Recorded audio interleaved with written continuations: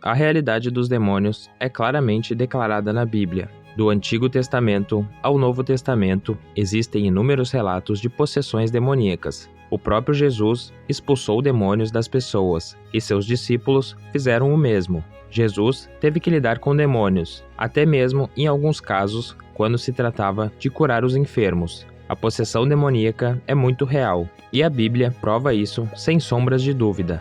Não há nenhum lugar na Bíblia que nos diga que a possessão demoníaca parou quando a Bíblia foi escrita. Se aconteceu, então ainda está acontecendo agora. Jesus disse em Mateus capítulo 12, versículo 25: Todo reino dividido contra si mesmo será arruinado, e toda cidade ou casa dividida contra si mesma não subsistirá. O reino de Satanás não é contra si mesmo. Eles estão unidos e determinados a levar o máximo de pessoas com eles para o inferno. Veja como eles são unificados. Conhecemos a história do homem com uma legião de demônios. Ouça o confronto entre Jesus e a legião de demônios.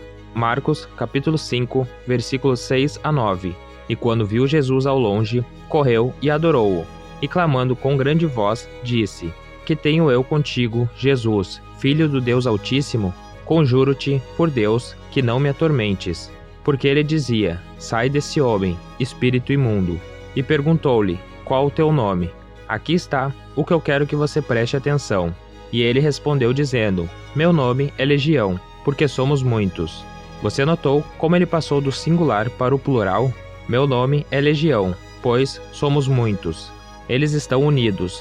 Observe que uma legião tem entre 3.000 e 6.000 demônios. Isso deve lhe dizer algo sobre a capacidade humana. Vamos apenas colocar isso no contexto. Um homem foi capaz de abrigar pelo menos 3.000 espíritos demoníacos. O reino de Satanás é construído sobre ódio e destruição, e seus demônios trabalham juntos em uma unidade contra a humanidade, porque odeiam os seres humanos que são objetos do amor de Deus. O principal objetivo dos demônios é roubar, matar e destruir, e eles fazem isso trabalhando juntos para espalhar suas influências pelo mundo. É importante entendermos que os demônios não são apenas um bando de seres desorganizados e individuais que trabalham de formas independentes, mas sim uma hierarquia altamente organizada com diferentes níveis e níveis de autoridade. Eles trabalham juntos, usando suas áreas específicas de especialização para atacar e influenciar as pessoas de maneiras diferentes. Também devemos lembrar que os demônios estão unidos em seu ódio à humanidade, e eles trabalham incansavelmente para mirar o plano de Deus para nossas vidas. Seu objetivo final é nos separar de Deus e nos levar a uma vida de pecado e destruição. Agora, a pergunta é: por que alguns cristãos evitam o assunto dos demônios? Talvez seja porque pode ser um tópico desconfortável ou até mesmo assustador reconhecer a existência de seres sobrenaturais que podem prejudicar os seres humanos e até mesmo controlá-los. No entanto, ignorar sua realidade não os faz desaparecer. Além disso, alguns cristãos não acreditam em demônios. Eles podem ver os relatos bíblicos de possessão demoníaca simplesmente descrevendo doenças mentais ou outras doenças físicas, embora seja verdade que nem todas as aflições são causadas por demônios. A Bíblia distingue claramente entre doença e possessão demoníaca. Em Marcos capítulo 1, versículos 23 a 26, por exemplo, um homem com um espírito imundo é descrito como tendo uma força sobrenatural e a capacidade de falar com voz demoníaca. Esses não são os sintomas de nenhuma doença física ou mental conhecida. Mateus capítulo 12, versículos 43 a 45. Quando um espírito imundo sai de um homem, passa por lugares áridos procurando descanso e não encontra. E diz: Voltarei para a casa de onde saí. Chegando, encontra a casa desocupada, varrida e em ordem. Então vai e traz consigo outros 7 espíritos piores do que ele, e entrando, passam a viver ali. O estado final daquele homem torna-se pior do que o primeiro. Assim acontecerá essa geração perversa. Essa passagem nos ensina várias coisas sobre os demônios. Primeiro, vemos que os demônios desejam um hospedeiro humano e procuram o lugar entre os vazios, vendo isso como um convite. Quando uma pessoa está espiritualmente vazia e desocupada, ela se torna vulnerável a uma possessão demoníaca. No entanto, gostaria de fazer uma pausa aqui para mostrar a você o caráter e a natureza audaciosa dos espíritos imundos. O espírito imundo afirma, citando: "Voltarei para casa de onde saí." O espírito imundo está se referindo ao corpo humano como sua casa, embora não o tenha criado. Ele está se referindo ao corpo humano como sua casa, embora não o tenha comprado e não tenha direito ao corpo humano. Ele está se referindo a ele como sua casa. Isso aí é a natureza dos espíritos malignos, e ainda mais é a natureza de Lúcifer, o caído. Lembre-se, Lúcifer queria a adoração de Deus, que ele não merecia e não tinha direito. Voltarei para casa de onde saí. Essa afirmação é o cúmulo da audácia. Em segundo lugar, vemos que os demônios não desistem facilmente. Quando são expulsos de uma pessoa, eles simplesmente não desaparecem.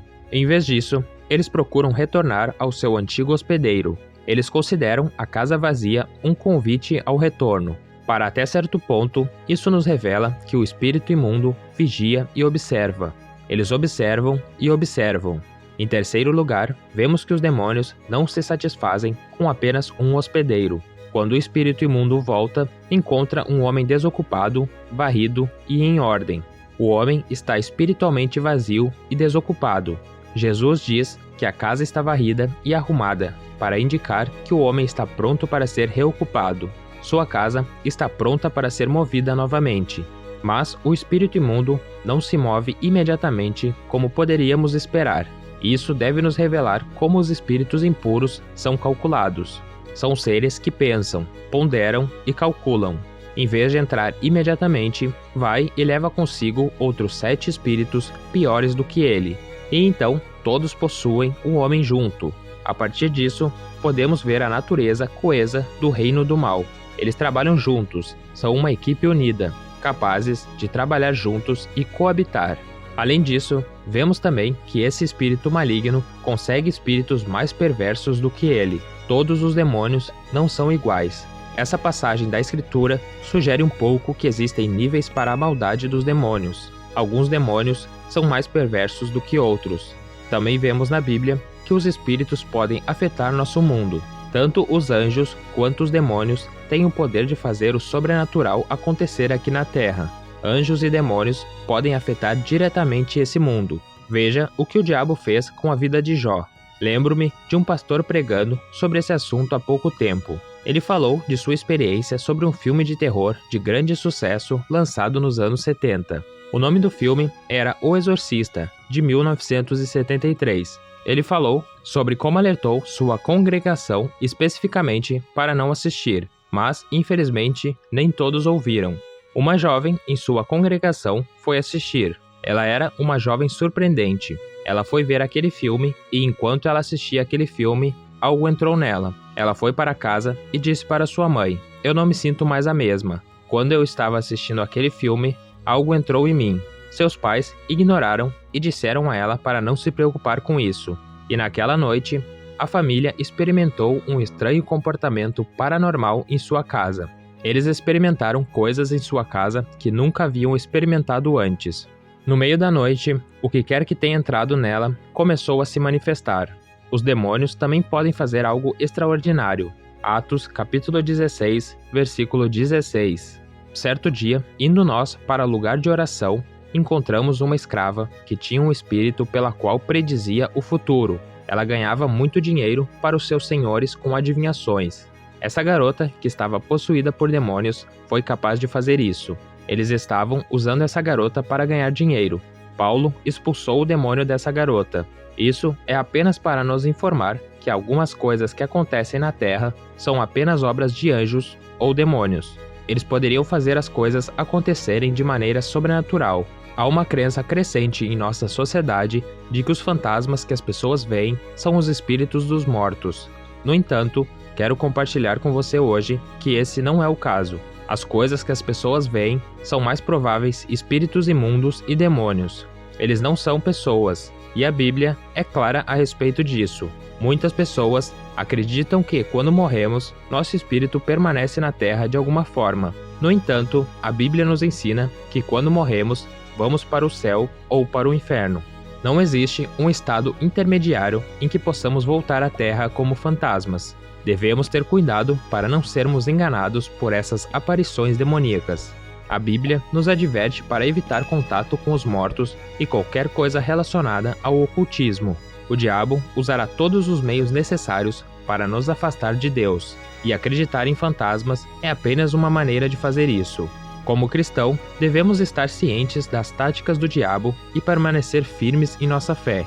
Não devemos ser enganados pela aparência de fantasmas ou qualquer outra forma de atividade demoníaca. Em vez disso, devemos nos concentrar em buscar a Deus e sua verdade, e não ser atraído para as trevas do inimigo.